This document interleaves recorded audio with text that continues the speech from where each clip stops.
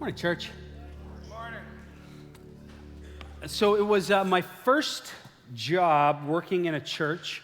I was back in Vancouver. I was working with senior high ministry, and on that staff team, it was a pretty big staff team, we had a guy who was in charge of young adult ministry. For the sake of this story, we'll call him Sean. And we had this rotation where we would do pastoral care and visit people in the hospital, and it was Sean's week. And so he went to the hospital to visit this guy named Frank, and Frank was in the hospital for quite some time.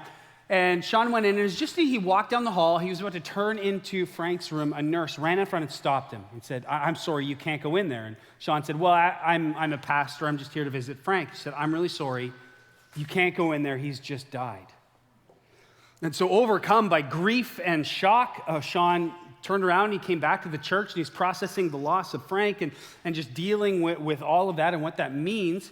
And as he was back in the office, Frank's wife, Joan, his widow, Joan, came into the church office, and Sean ran out and gave her a huge hug. He was crying. He said, I'm so sorry. And Joan said, for what? What's going on? And then Sean realized that Joan didn't know. She didn't know. So you need to come in and sit in my office. And so he sat her down on the couch, and he said, listen, I just went to visit Frank, and he just passed away. And Joan just erupted. She just melted into tears and wailing, and she couldn't believe it. So I was just there this morning. I left to get lunch. He was looking so great. It was so good. We were talking. We were laughing. How could this happen? What happened? And she's just burst into tears, inconsolable, weeping.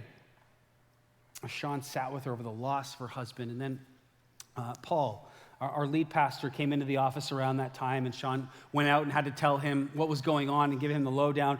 And so Sean came out and said, hey, I was at the hospital this morning. I went to visit Frank, and the nurse stopped me and said that he had died. And Paul, overcome again by loss and sorrow and grief, was just sort of dumbstruck for a moment. And then his face changed, and he said, wait, where did you go? Sean said, I went to the hospital. Frank got moved to hospice 3 days ago. And you just see the shock grow in their faces as Paul sprinted to a phone and called the hospice and said, hey, is Frank there? Yeah, he's right here having a coffee. You want to talk to him? So that morning, Joan both lost her husband and had him come back from the dead.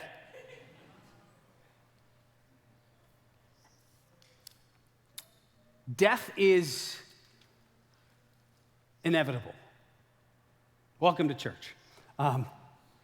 Death is that looming thing that all of our stories end in. Jim Morrison once said that you don't get out of here alive. That so much of our lives, even though we spend most of our life trying to ignore it, press it off, delay it, most of the decisions in our lives are really centered around this avoidance of this fear of death. But what is our perspective on it, and how does it drive us? This morning, we're in John chapter 11, and Jesus is going to talk to us about life and death. We are working our way through John, so if you got your Bibles, you can go there, John 11. It'll be on the screen here behind me as well. This is the halfway point in the Gospel of John. We are halfway through. We're going to keep chugging away through it, but hopefully you're being blessed by it as much as I am working through it as well. The halfway point in the Gospel of John, John 11, starting in verse 1. Now, a certain man was ill, Lazarus of Bethany, the village of Mary and her sister Martha. It was Mary who anointed the Lord with ointment and wiped his feet with her hair, whose brother Lazarus was ill. So the sisters sent to him, saying, Lord, he whom you love is ill. So you've got this family, Mary, Martha, Lazarus. Lazarus is very ill, living in Bethany, which is a couple of miles outside of Jerusalem. Jesus, as we saw in John 10, was in Jerusalem and really ticked off the religious leaders. They had picked up stones and ready to execute him on the spot. He sort of maneuvered his way out of it and escapes across the Jordan. And so while he's across the Jordan, sort of in relative safety and ministering to people, he gets the call that the sisters are inviting him back basically into a suburb of Jerusalem. The word that the one that Jesus loved, Lazarus, that word is phileo. It means a brotherly love. It's where the term Philadelphia, phila, brotherly love. And so there's this love that Jesus has for his friend Lazarus and his friends Mary and Martha. And they send to Jesus when Lazarus is ill. Verse 4. But when Jesus heard it, he said, this illness does not lead to death. It's for the glory of God, so the Son of God may be glorified through it. That word glory means weight or splendor, majesty. And what Jesus is saying is that this illness of Lazarus is actually going to lead to the glorifying of God, meaning that it's going to reveal glory. Now, it's like in your bedroom. If you wake up in the morning, you're all groggy, sleepy-eyed, your curtains are shut. And if it's sunny outside, right, if you walk up to the curtains and throw the curtains open, there's this blast of the glory of the sun.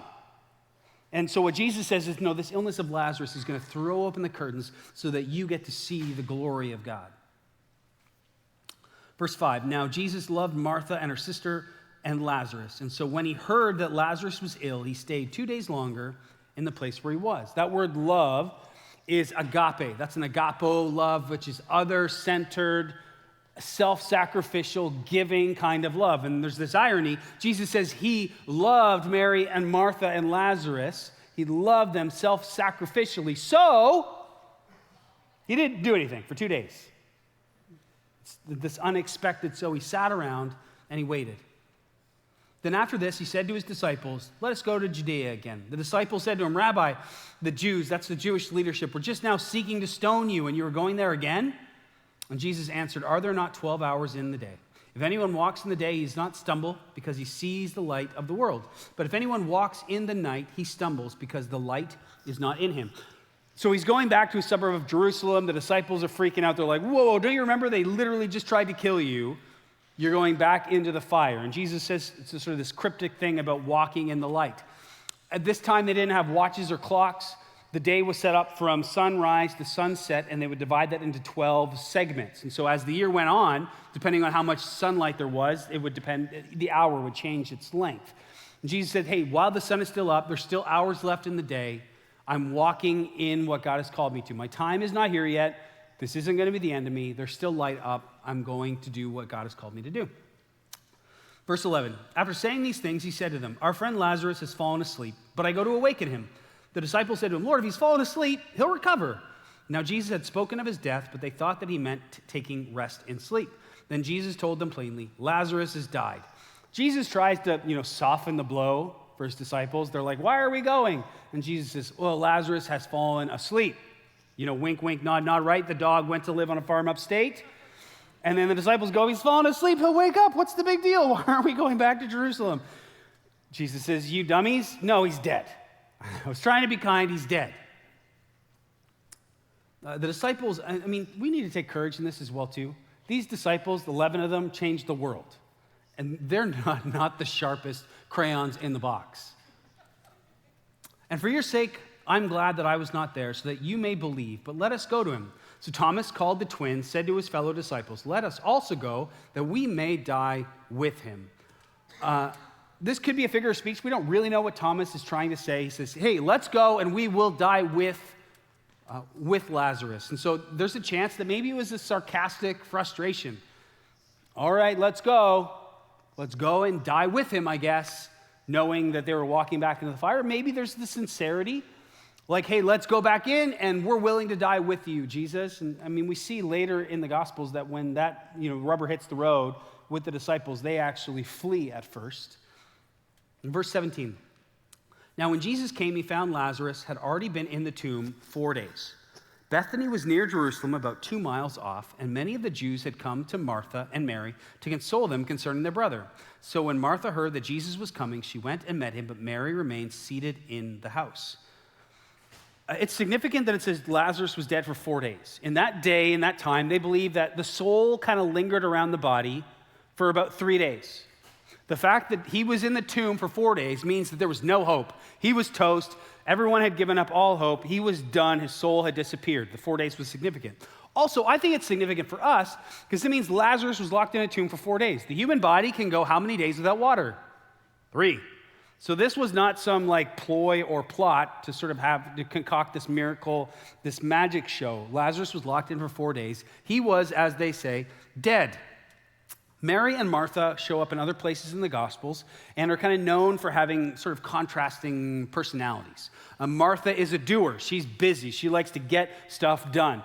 And so she hears that Jesus is on the way, and so she doesn't waste any time. She marches out to meet Jesus. It's the least that she can do.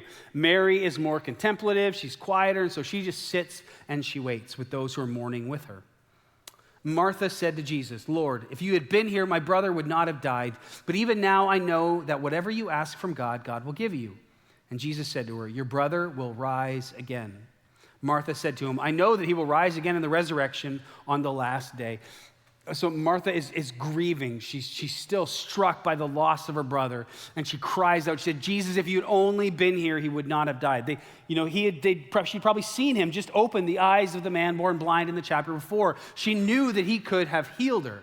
He healed him. And Jesus says, "Do you believe in the resurrection?" And she says, "Yes, I believe that in the last days there'll be resurrection." It was common belief for Jews of the day. They believed that at the last day, someday in the end, somehow, that all of God's people would rise up from the graves, that there would be some kind of a general resurrection, this loose belief. And so she's acknowledging, yes, I believe that God's people will someday rise somehow. And Jesus said to her, verse 25, "I am the resurrection and the life. Whoever believes in me, though he die, yet shall he live. And everyone who lives and believes in me shall never die." Do you believe this? Jesus says, "I am the resurrection and the life." This is one of the 7 I am statements. Jesus said, "I am the light of the world. I am the bread of the world. I am the good shepherd. I am the door of the sheep." And here he says, "I am the resurrection and the life." Jesus says that he will bring life spiritually and emotionally to the dead. Whoever believes in me, Jesus says, will never die, that he has the power of life and death. This is a pretty shocking statement. This is not your everyday something that someone would just mutter. Jesus says, "I am the resurrection. I am the power over death and life itself." She said to him, "Yes, Lord, I believe that you are the Christ, the Son of God who is coming into the world," meaning the one that God is sending, the anointed, the chosen one who rescues God's people. Verse 28, when she said this, she went and called her sister Mary, saying in private, "The teacher is here and is calling you." And when she heard it, she rose quickly and went to him. And now Jesus had not yet come into the village, but was still in the place where Martha had met him. And when the Jews who were with her in the house, consoling her, saw Mary rise quickly and go out, they followed her, supposing that she was going to the tomb to weep there. Now when Mary came to where Jesus was and saw him, she fell at his feet, saying, "Lord, if you had been here, my brother would not have died." Again, Mary comes out to Jesus and is just inconsolable. "If you had just come, we sent for you. Why did you not come sooner? My brother would not have died if you had been here." And there's this crowd that goes with her. And in this day, it was common for people around to gather and to mourn loudly. They would cry and they would wail. It was loud. It was crying. It was yelling. It was moaning. It was this loud procession that would have followed Mary and Martha. You can picture the scene of wailing tears. And when Jesus saw her weeping, and the Jews, those were the people of Jerusalem who had come with her also weeping, he was deeply moved in his spirit and greatly troubled. We don't have a direct translation for that word. In Greek, the word is embryomai. It's a great word, embryomai. It actually is supposed to sound like a horse breeing, embryomai. And it means anger and sadness kind of mixed together. This grief, this troubledness that Jesus sees this scene of everyone grieving and wailing and yelling and crying. And he sees this scene and he's filled with both anger and sadness. It's like seeing one family member beat up another family member. You're filled with anger and sadness over the situation.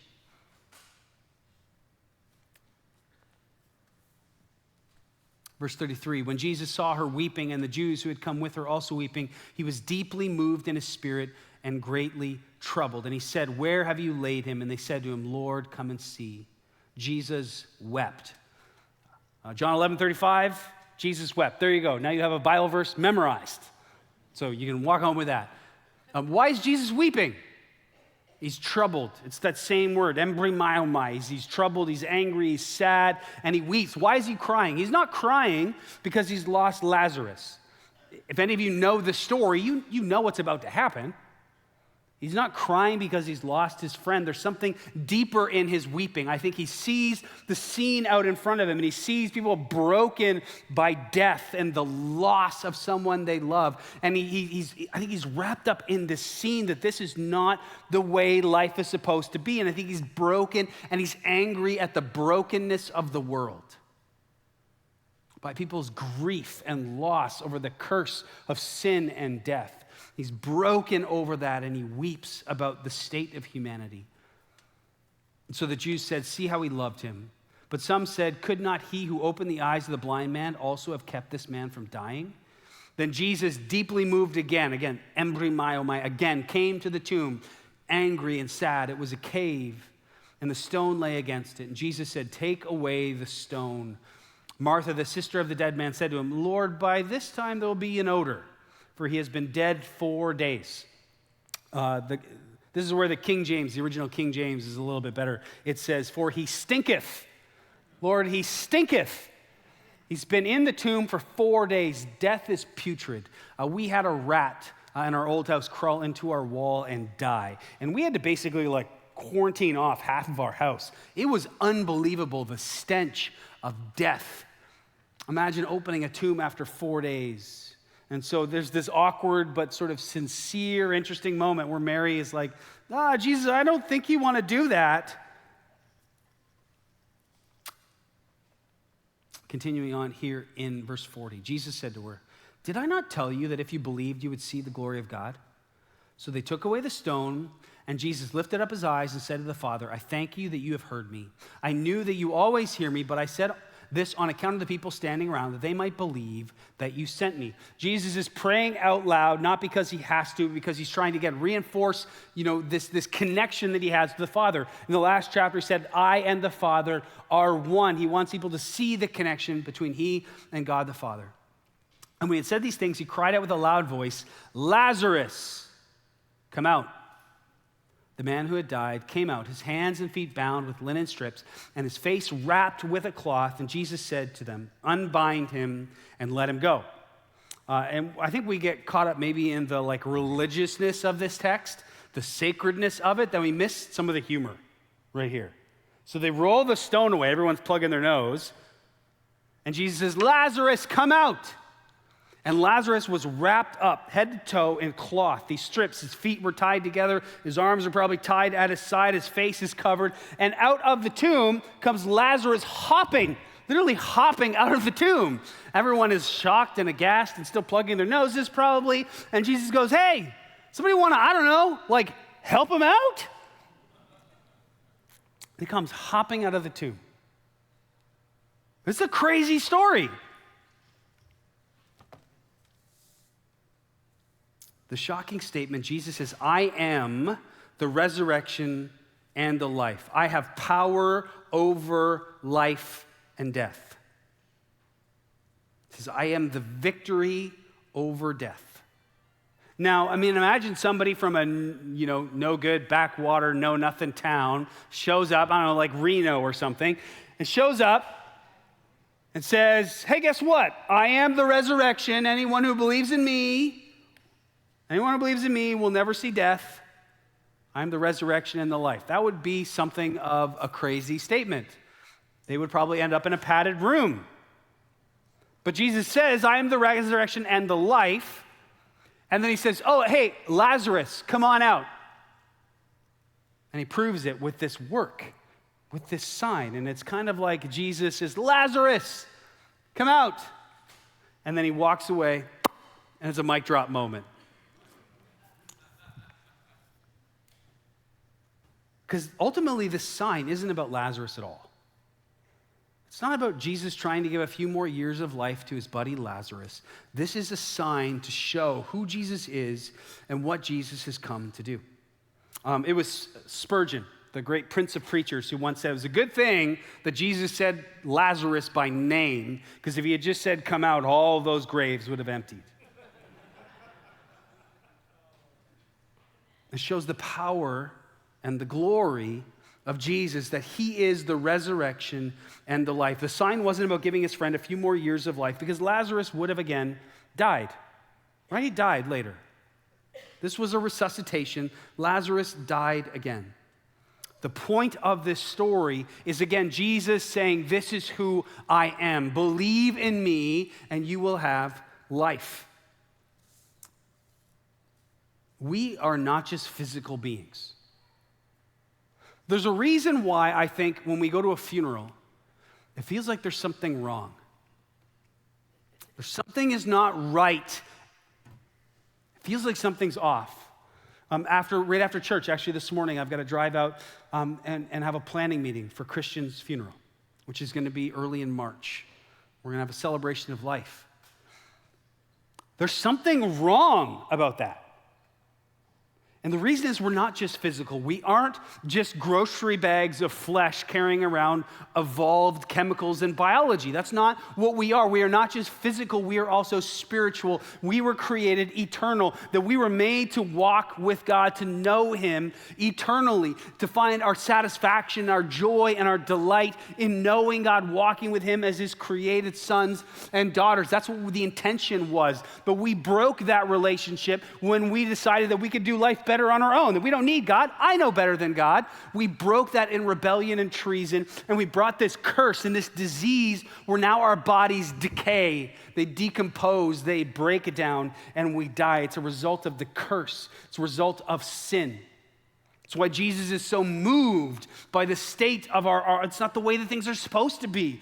There's a brokenness to humanity. And Jesus enters in, God Himself enters in, taking on flesh in order to live a perfect life in our place and showing us how to live life to the fullest in this broken and cursed world. And then going to the cross and taking that curse on Himself, our curse in His flesh, dying in our place so that He could seal victory over death in His death. And that through the death of Jesus, we have victory over death. And we're going to celebrate in a few weeks that then He rose in the resurrection. He resurrected to life again, sealing the hope that we have of the resurrection. I am the resurrection and the life. Resurrection, we see also in Jesus. What does that look like? It's physical, that Jesus walks around with His disciples in His resurrected body, and it really is exciting. He eats some fish. Now, of all things to eat, probably wouldn't pick fish in the resurrection, but still it shows us there's food. There's physical life. We get to eat, we get to talk, we get to sing, we get to hike and swim and play. That the resurrection life that we have is eternal and it's physical. There is no more sickness, there is no more rejection, there is no more pain, there is no more death. That Jesus seals that in His resurrection. I am the resurrection and the life after death. How do we know that we trust it? Because Jesus shows us in the revelation here of Lazarus that He's the power over death. John is writing these things. He tells us later in his book, tells us why he's writing. I am writing these things so that you will believe, and by believing have life. John realizes this is crazy. Like, this is not a normal thing that people just walk into a cemetery and go like, hey, come on out. And people walk out. He said, this stuff is crazy, but I saw it. I'm writing that you can believe, and by believing also have this resurrected life in Jesus. That Jesus comes to bring us victory over the doom and despair of death, and to bring us life when all we see around us is tragedy. But we also see in the story that life isn't always smooth, and it doesn't always go the way that we want it to. Mary and Martha are loved by Jesus. Lazarus is loved by Jesus, and Jesus hears that they're sick, they're despairing, that they're in anguish. And what does He do? He waits. They're agonizing, and Jesus waits. I mean, the disciples as well, too. You got to think the disciples knew Lazarus and were probably good friends with him. When they heard, hey, Lazarus is ill, they're probably packing the car, like, let's go. We got to go right now. You can do something, Jesus. Jesus goes, no, we're not going yet. That's got to be just so infuriating if you're the disciples that Jesus doesn't go. He hears that Lazarus is sick, and he lays down on the couch and puts his feet up. The disciples are going, come on. It's like when you're a kid and you're trying to go somewhere and you're in a rush, right? And you got to wait for your dad. Or like I remember at Christmas morning, my sister and I'd be at the top of the stairs. My dad would be like, I'm going down to make sure that Santa was here.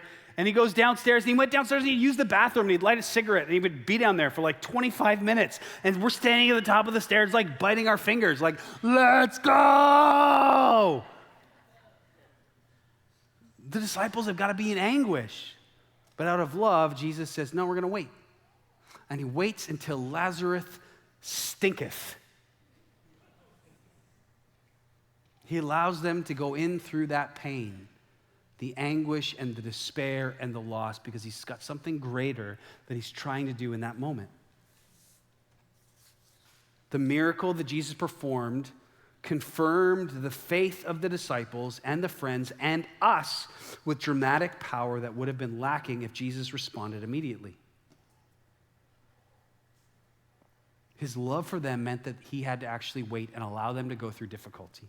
And for us, God's love means that sometimes he will make us wait. And sometimes it won't make any sense in the moment. It'll feel like God isn't answering. God, why won't you hear me? Why won't you listen to my prayers? Why won't you just show up? I know that you can fix this. Why don't you fix it? Now, just do it. And sometimes he just doesn't. Because God's chief desire for us is not that we would have a long, healthy, wealthy, comfortable life and die when we're, 100 years old, peacefully in our sleep. That's not God's chief desire for us. What God cares more about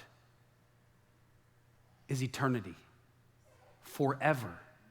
And that we would walk with him in resurrected life where there is no more sickness, there is no more suffering, there is no more pain, there is no more death, where we spend a life with him fully satisfied, fully connected, fully knowing, fully being known, celebrating and partying at the banquet forever. God cares more about forever than he cares about this exact moment and how you're feeling in this moment.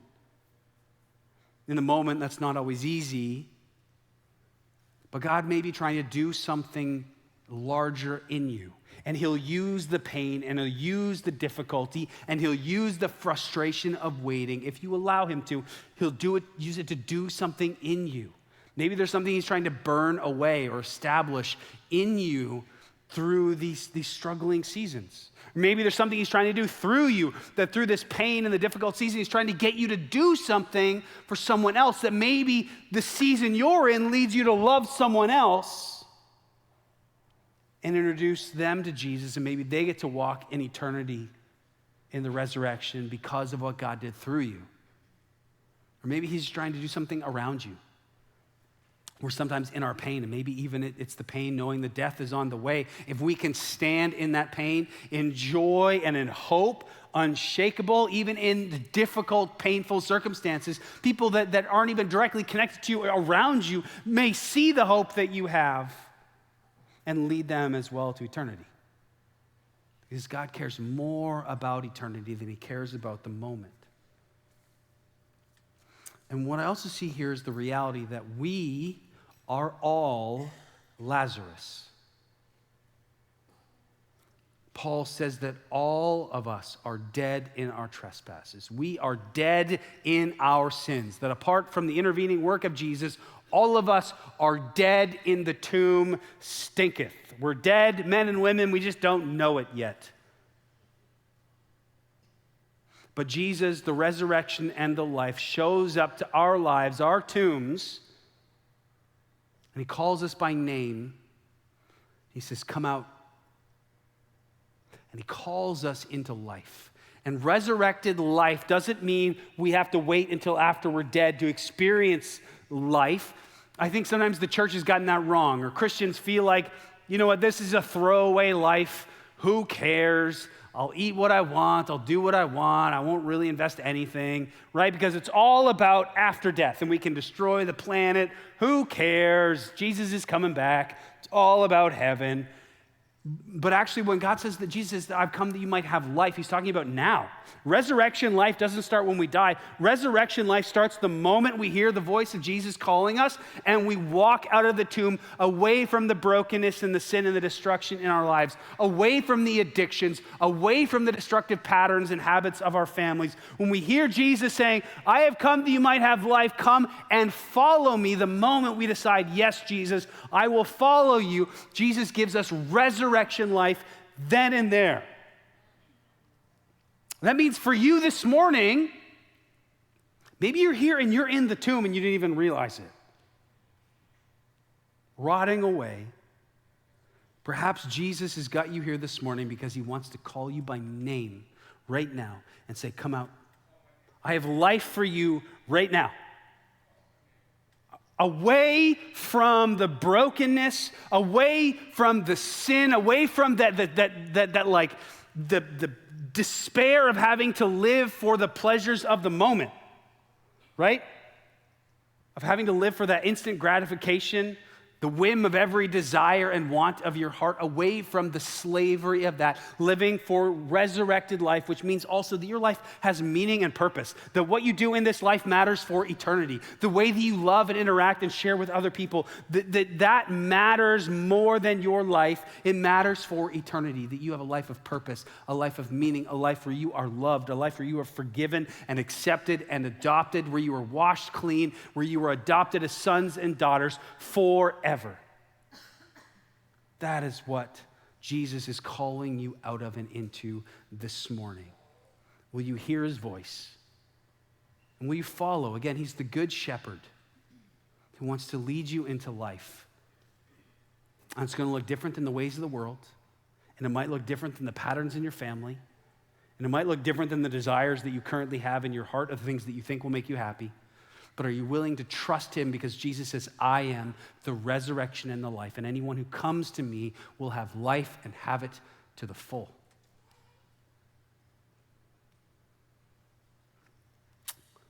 There's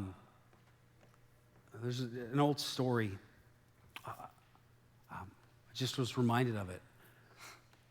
Picture yourself, as we close here, just for a moment. Picture yourself in the third grade. Think about the things you were stressed about in grade 3.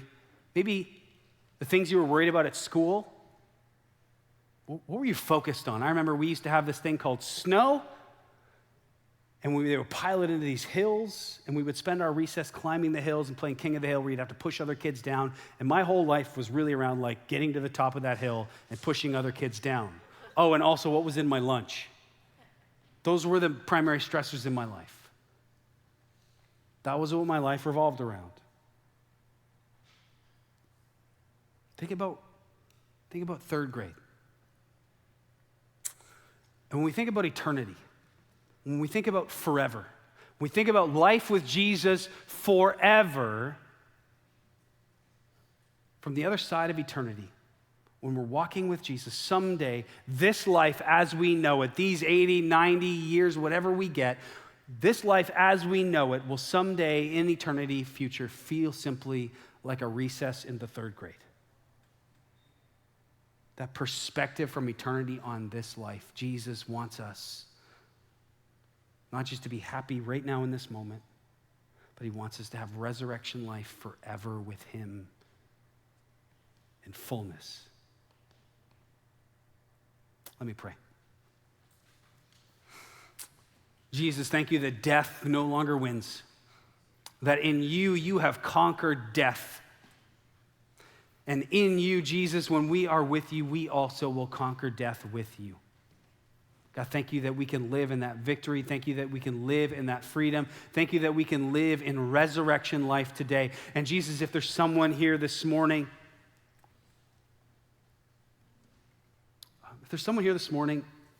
who's hearing you call their name, saying, come out of that tomb. Come out of the death, come out of the destruction, come out of the despair, and follow me because I am the resurrection and I have life for you.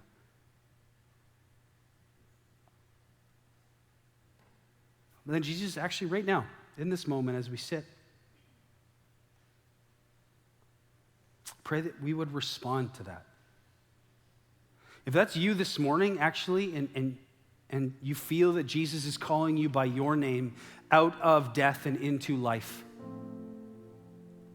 I invite you to take that step and just stand up, saying, yes, Jesus, I will follow you out of this tomb, and I will follow you into life.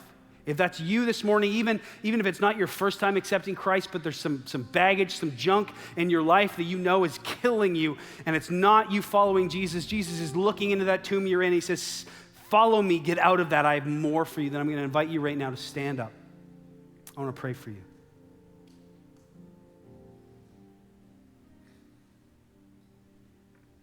Jesus, give us the strength and the courage to follow you, to take those steps towards you and towards life. Thank you that you are the power of life over death. Give us the courage to follow you and to know you. In Jesus' name, Jesus' mighty name, Jesus' name of resurrection and life, we pray. Amen. Let's all stand and sing.